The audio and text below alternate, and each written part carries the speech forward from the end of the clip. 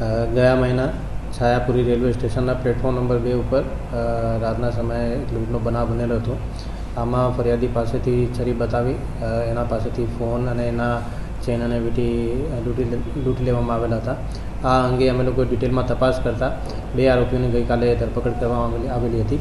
આમાં એક આરોપી સોનુ ઉર્ફે નઝરુલ શેખ કરીને છે, જે મૂળ વેસ્ટ બંગાળનો નિવાસી છે અને અત્યારે અમદાવાદ ખાતે રહે છે. બીજો નિર્મલ કાઠિયાવાડી કરીને છે, જે મૂળ રાજકોટના નિવાસી છે. એ બંને રેલવેનો સ્માર્ટ કાર્ડ કાઢવાના બહાને ફરિયાદી પાસેથી OTP અને મોબાઈલ લેતા હતા અને એને સાથે લઈ જવાના અને રૂબરૂ આપવાના બહાને એને એકલાસમાં લઈ જઈને છરી બતાવીને લૂંટ ચલાવી હતી. તો આ રીતે જે પકડાયેલા આરોપી છે એના ઉપર જૂના પણ ગુનાઓ છેતરપિંડીના દાખલ છે. આમાં સોનુ ઉપર 3 ગુનાઓ અમદાવાદ, સુરત અને માધુપુરા રેલવે પોલીસ સ્ટેશન ખાતે પણ દાખલ છે અને જે નિર્મલ કાઠિયાવાડી છે એના ઉપર પણ સુરત રેલવે સ્ટેશન ઉપર છેતરપિંડીના ગુનાઓ દાખલ છે. પોલીસ આરોપી સુધી કેવી રીતે પહોંચી?